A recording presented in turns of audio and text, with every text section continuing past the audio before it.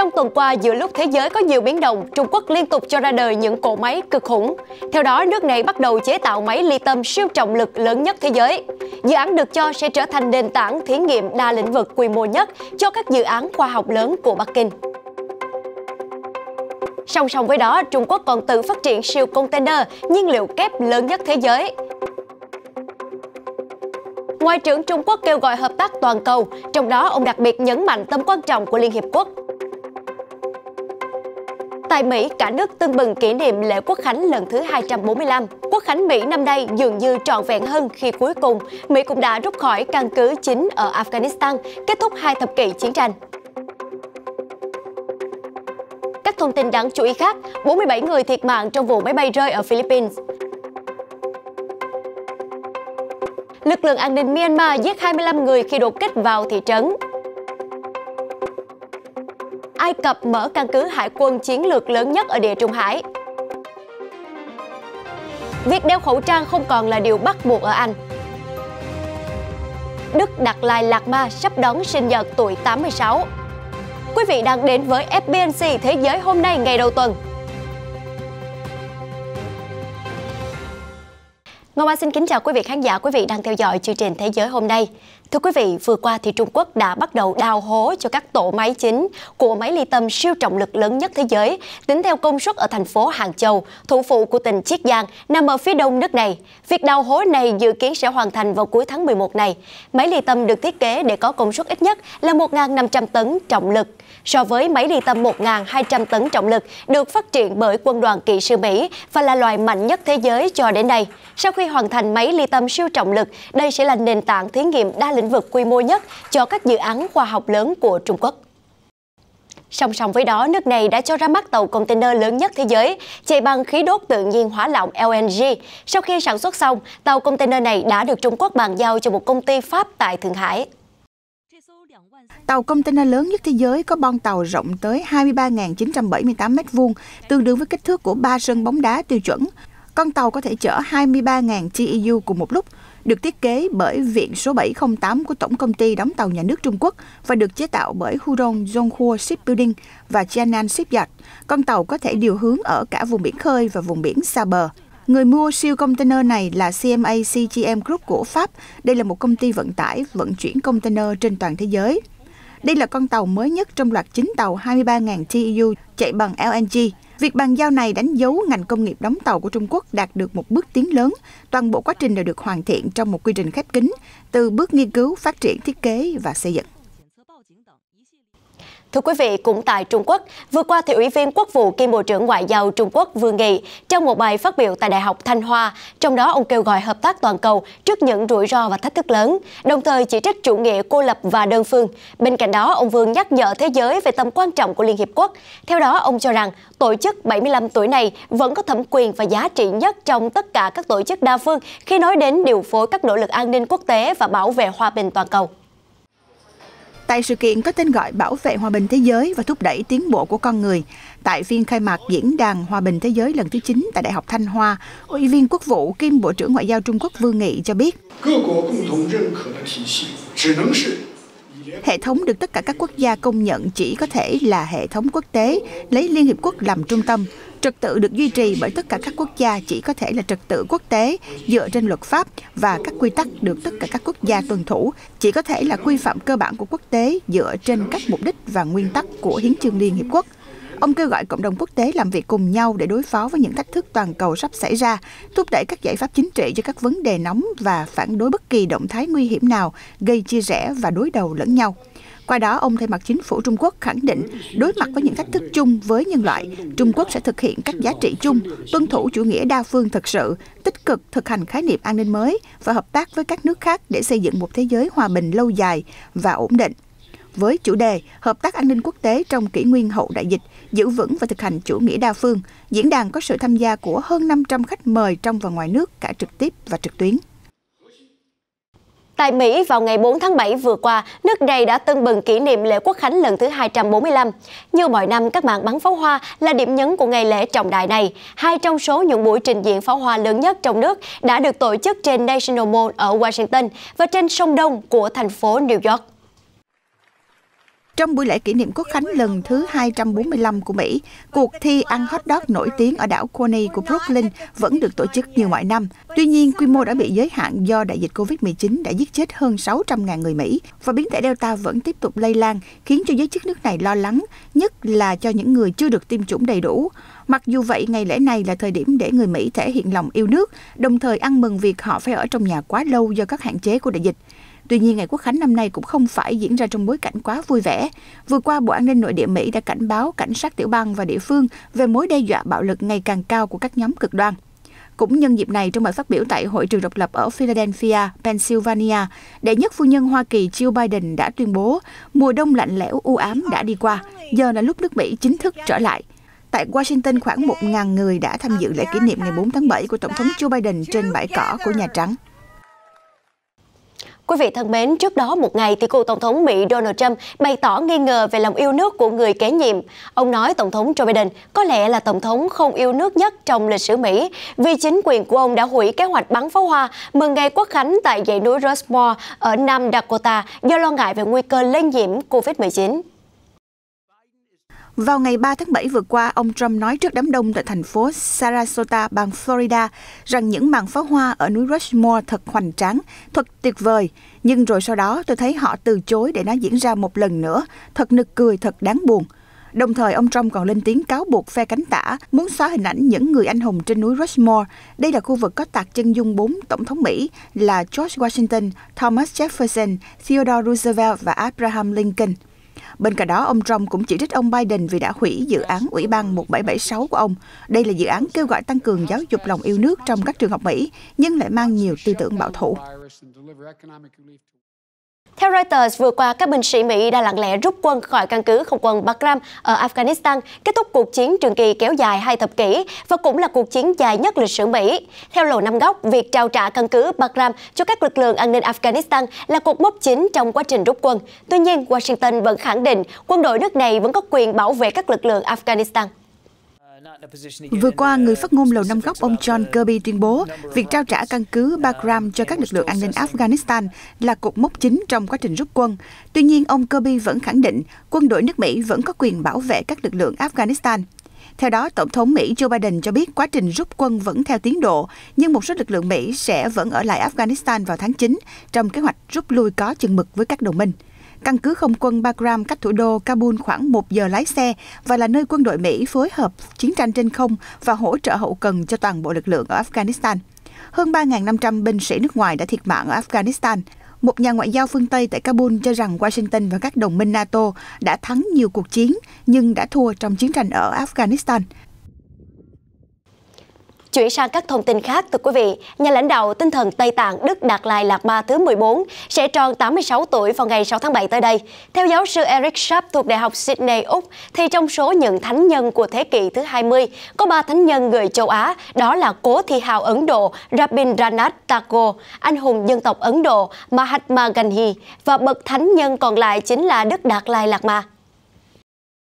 Đức Đạt Lai Lạt Ma chào đời tại làng Thaxer, vùng đông bắc Tây Tạng vào ngày 6 tháng 7 năm 1935 trong một gia đình nông dân. Trước khi trở thành vị Đạt Lai Lạt Ma thứ 14, tên của ông là Hamo Hondup. Ông được lên vị trí này vào năm 2 tuổi, theo truyền thống Tây Tạng như là hóa thân của Đạt Lai Lạt Ma thứ 13. Cũng là hiện thân của Bồ Tát Quan Thế Âm, hiện thân của lòng từ bi. Ông được tấn phong vào ngày 22 tháng 2 năm 1940 tại Lhasa, thủ đô của Tây Tạng, chính thức là người lãnh đạo chính trị và tôn giáo cho 6 triệu người. Ông đã trốn sang Ấn Độ vào đầu năm 1959, sau một cuộc nổi dậy thất bại chống lại sự cai trị của Trung Quốc. Ông đã phải đối mặt với tình trạng sức khỏe khá tệ vào tháng 4 năm 2019 và được đưa vào bệnh viện ở thủ đô New Delhi của Ấn Độ. Nhưng sau đó, ông đã trấn an người dân rằng ông đã bình phục hoàn toàn. Trung Quốc quốc gia nắm quyền kiểm soát Tây Tạng vào năm 1950, chính quyền Bắc Kinh coi Sư, người từng đoạt giải Nobel Hòa bình, là một kẻ ly khai nguy hiểm và nói rằng các nhà lãnh đạo của họ có quyền phê chuẩn người kế vị Đạt Lai Lạt Ma như một di sản được thừa kế từ các hoàng đế của Trung Quốc. Tuy nhiên, nhiều người Tây Tạng có truyền thống cho rằng linh hồn của một nhà sư Phật giáo cấp cao được tái sinh trong cơ thể một đứa trẻ khi ông qua đời. Do đó, họ nghi ngờ rằng bất kỳ vai trò nào của Trung Quốc trong việc tấn phong đều là âm mưu gây ảnh hưởng đến cộng đồng. Theo Reuters, vào ngày 4 tháng 7 vừa qua, Đại tá William Gonzalez thông báo số người thiệt mạng trong vụ rơi máy bay quân sự ở miền Nam Philippines đã lên tới 47 người, 49 người bị thương. Đại tá Gonzalez cho biết đây là một ngày đau thương với quân đội nước này, tuy nhiên hy vọng tìm thấy những người sống sót là vẫn bị dập tắt. Công tác cứu hộ vẫn đang diễn ra và số người thiệt mạng có thể còn tăng lên. Cụ thể, trước đó, chiếc máy bay quân sự C-130 chở theo hơn 90 người đã rơi ở đảo Jolo, tỉnh Sulu. Nhiều người trên máy bay gặp nạn gần đây đã tốt nghiệp khóa huấn luyện quân sự cơ bản và đang được điều động đến miền Nam Philippines làm nhiệm vụ chống khủng bố. Người phát ngôn của quân đội nước này, ông Edgar Arevalo, cho biết theo kết quả điều tra ban đầu, vụ tai nạn máy bay không xuất phát từ nguyên nhân bị tấn công. Máy bay bị rơi tại khu vực lâu nay có tranh chấp giữa quân đội với các tay súng Hồi giáo ở Philippines. Mới đây, Reuters dẫn lời tờ Global New Light of Myanmar cho biết tại thị trấn Depayin, vùng Sagaing, cách thủ đô Naypyidaw khoảng 300 km về phía Bắc, lực lượng an ninh Myanmar đã giết ít nhất 25 người trong cuộc đối đầu với những người chống đối chính quyền quân sự tại đây. Theo tờ Global New Light of Myanmar, chính quyền quân sự nước này cho biết những kẻ khủng bố có vũ trang đã phục kích các lực lượng an ninh đang tuần tra, giết chết một trong số họ và làm 6 người bị thương, và những kẻ tấn công đã rút lui sau khi bị lực lượng an ninh chống trả quyết liệt. Myanmar đã chìm vào hỗn loạn do cuộc đảo chính ngày 1 tháng 2 lật đổ nhà lãnh đạo Aung San Suu Kyi, khiến cho bạo lực bùng phát ở nhiều nơi trên đất nước hơn 53 triệu dân này. Một cư dân của thị trấn Depayin, người không muốn tiết lộ danh tính vì sợ bị trả thù, cho biết 4 xe tải quân sự đã thả binh sĩ tại ngôi làng vào đầu ngày 2 tháng 7. Thanh niên thuộc lực lượng phòng vệ nhân dân địa phương được thành lập để chống lại chính quyền quân sự Myanmar đã lên các vị trí để đối đầu với họ. Tuy nhiên, họ chỉ có vũ khí tạm bợ và hứng chịu hỏa lực mạnh hơn của lực lượng an ninh. Tổng cộng 25 người đã tử vong cuộc giao tranh, người dân này cho biết qua điện thoại. Lực lượng phòng vệ nhân dân ở thị trấn Depayin cho biết trên trang Facebook của họ rằng 18 thành viên của lực lượng này đã thiệt mạng và 11 người bị thương. Lực lượng này được thành lập bởi những người chống đối chính quyền ở nhiều vùng của Myanmar. Một trong số họ liên kết với chính phủ thống nhất quốc gia, được thành lập ngầm như một đối thủ của chính quyền quân sự. Một thông tin về nhân đạo, thưa quý vị, vừa qua thì Tổng thư ký Liên Hiệp Quốc ông Antonio Guterres đã bày tỏ quan ngại sâu sắc về tình hình nhân đạo tại vùng Tigray của Ethiopia. Ông cho rằng đau thương trong suốt thời gian qua là đã quá đủ. Điều quan trọng nhất bây giờ là phải có một lệnh ngừng bắn thực sự mở đường cho đối thoại, mang lại một giải pháp chính trị cho Tigray. Trong một cuộc họp báo, Tổng thư ký Liên Hiệp Quốc ông Antonio Guterres cho biết sự hiện diện của binh sĩ nước ngoài là một nhân tố khiến cho tình trạng đối đầu ở vùng Tigray ở Ethiopia trở nên tồi tệ hơn. Và việc tiếp cận nhân đạo đầy đủ và tiếp cận nhân đạo hạn chế phải được đảm bảo trên toàn bộ vùng lãnh thổ. Sự phá hủy cơ sở hạ tầng dân sự hoàn toàn không thể chấp nhận được. Theo truyền thông địa phương, thực phẩm và nhiên liệu đang dần cạn kiệt tại thủ phủ vùng Tigray thuộc miền Bắc Ethiopia. 400.000 người đã rơi vào tình cảnh đói kém và gần 2 triệu người đang trên bờ vực. Điều này đã khiến những kêu gọi về việc tiếp cận nhân đạo không hạn chế liên tiếp xảy ra. Trước đó, vào ngày 2 tháng 7, Liên Hiệp Quốc cho biết xung đột có thể nhanh chóng bùng lên trở lại tại Tigray, nơi các tay súng địa phương trong tuần này tuyên bố chiến thắng sau một cuộc chiến kéo dài 8 tháng với các lực lượng chính phủ trung ương và đồng minh. Vừa qua, Tổng thống Ai Cập Abdel Fattah al-Sisi đã cắt băng khánh thành căn cứ hải quân July thứ 3 ở Garoub thuộc vùng duyên hải phía tây bắc nước này. Căn cứ này có tổng diện tích là 10 triệu m2, chạy dọc biển Địa Trung Hải và đây được coi là căn cứ hải quân lớn nhất tại Ai Cập. Thông báo của Văn phòng Tổng thống Ai Cập nêu rõ căn cứ hải quân mới sẽ củng cố cho hệ thống các căn cứ hải quân của nước này và là một phần của kế hoạch phát triển toàn diện lực lượng hải quân Ai Cập. Tại căn cứ hải quân July thứ 3 ở Gagouf thuộc vùng duyên hải phía tây bắc Ai Cập, nơi đây được trang bị đầy đủ các thiết bị mặt nước, tàu ngầm và máy bay, góp phần đảm bảo an ninh quốc gia theo các hướng chiến lược phía bắc và phía tây. Căn cứ mới cũng sẽ góp phần bảo vệ tài sản kinh tế, các tuyến vận tải biển và duy trì an ninh hàng hải quốc gia. Đây cũng là nơi cung cấp các dịch vụ logistics cần thiết cho lực lượng hải quân Ai Cập ở Biển Đỏ và Biển Địa Trung Hải, để tăng năng lực ứng phó với các thách thức và các nguy cơ tiềm ẩn trong khu vực, đẩy lùi nạn buôn lậu và nhập cư trái phép. Có mặt trong buổi lễ khánh thành căn cứ còn có Thái tử Abu Habib Sheikh Mohammed bin Zayed Al Nahyan, Chủ tịch Hội đồng Tổng thống Libya Mohamed Menfi và Thủ tướng Ai Cập Mustafa Madbouli. Căn cứ cách thành phố Alexandria 255 km về phía tây, về hướng biên giới với Libya và có một đường băng và một bến tàu dài khoảng 1 km. Vào Chủ nhật 4 tháng 7, Đức Giáo hoàng Francis đã thông báo rằng ông sẽ đến thăm Slovakia vào tháng 9 sau một chặng dừng chân ngắn ngủi tại thủ đô Budapest của Hungary. Đây sẽ là chuyến đi thứ hai của ông bên ngoài nước Ý trong năm nay. Sau chuyến đi vào tháng 2 tới Iraq, các chuyến đi được lên kế hoạch cho năm 2020 đã bị hủy bỏ vì đại dịch Covid-19. Vừa qua, Đức Giáo hoàng Francis đã thông báo rằng ông sẽ đến thăm Slovakia vào tháng 9 sau một chặng dừng chân ngắn ngủi tại thủ đô Budapest của Hungary. Chuyến đi dự kiến diễn ra vào ngày 12 đến ngày 15 tháng 9. Trong một tuyên bố riêng, Vatican cho biết Đức Giáo hoàng sẽ cử hành thánh lễ vào sáng ngày 12 tháng 9 tại Budapest để bế mạc Đại hội Thánh thể quốc tế lần thứ 52. Sau đó, ông sẽ thăm thủ đô Bratislava của Slovakia, cũng như Prešov, Košice và Šaštín. Các nguồn tin của Vatican cho biết Giáo hoàng có thể đến thăm Malta và Cyprus vào cuối năm nay. Ông đã đến thăm Malta vào tháng 5 năm 2020, nhưng chuyến đi đã bị hoãn lại vì đại dịch. Bên cạnh đó, Giáo hoàng cũng kêu gọi hòa giải ở vương quốc Eswatini, miền Nam châu Phi, trước đây gọi là Swaziland, nơi đã xảy ra các cuộc đụng độ giữa lực lượng chính phủ và những người biểu tình kêu gọi cải cách hệ thống quân chủ. Vào ngày 4 tháng 7 vừa qua, Mông Cổ đã khai trương sân bay quốc tế Genghis Khan. Đây là sự kiện được chính phủ và người dân nước này rất mong đợi và chuyến bay đầu tiên đã cất cánh đến Tokyo, Nhật Bản. Sân bay này trị giá 65 tỷ Yên Nhật, tương đương hơn 585 triệu đô la Mỹ, được xây dựng với sự giúp đỡ của chính phủ Nhật Bản.